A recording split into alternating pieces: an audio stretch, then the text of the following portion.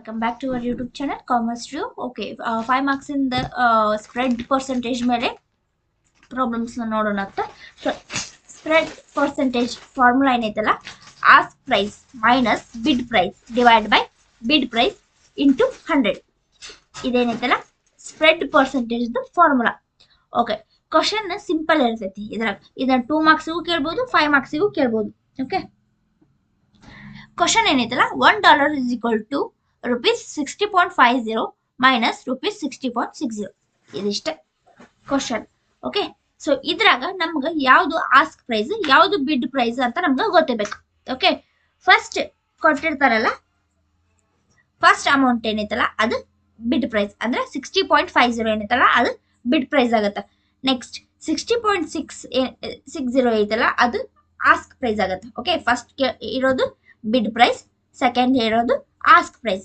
Question ಇಷ್ಟ simple ಆಗಿ ಕೇಳಿರ್ತಾರೆ, ಏನು ಕಾಂಪ್ಲಿಕೇಶನ್ ಇರಲ್ಲ ಇದರಲ್ಲಿ. ಸೊ ಓಕೆ, ಫಸ್ಟ್ ಯಾವುದು ಬಿಡ್ ಯಾವುದು ಆಸ್ಕ್ ಅಂತ ಗೊತ್ತಿದ್ರೆ ನೀವು ಪ್ರಾಬ್ಲಮ್ನ ಇದು ಮಾಡ್ಕೋಬಹುದು. So ask price first, ask price ಯಾವುದು, ಸೆಕೆಂಡ್ ಇರೋದು ask price 60.60. Next bid price, bid price ಯಾವುದು 60.60. ಇವಾಗ ಈ ಫಾರ್ಮುಲಾ ಹಾಕ್ರಿ.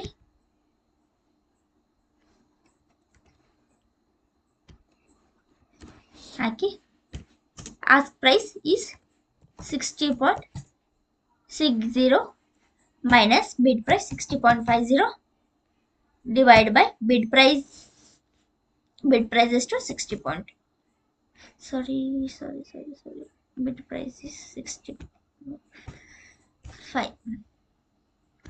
Bid price is 60.50 into 100.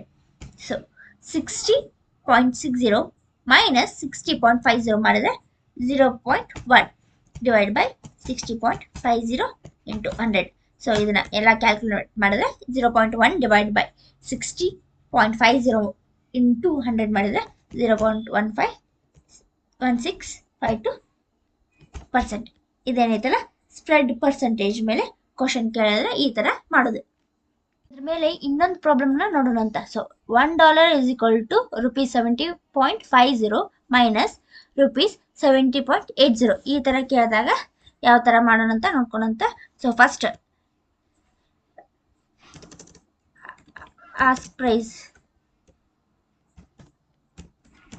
is equal to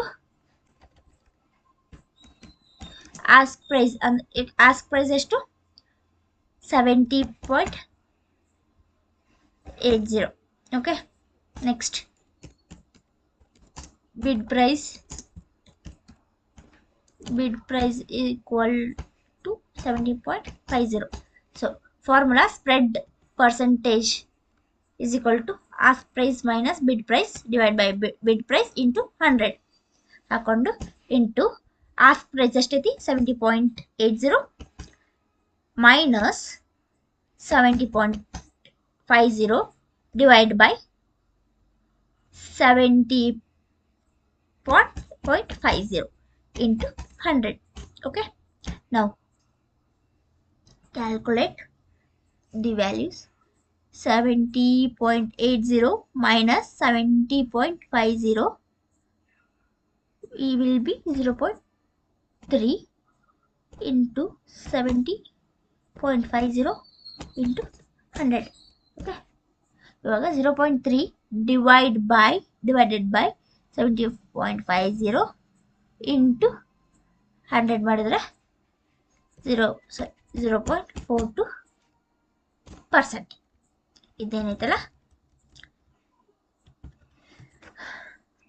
spread percentage ಮೇಲೆ ಇನ್ನೊಂದು ಪ್ರಾಬ್ಲಮ್ನ ಬಿಡಿಸಿರೋದು.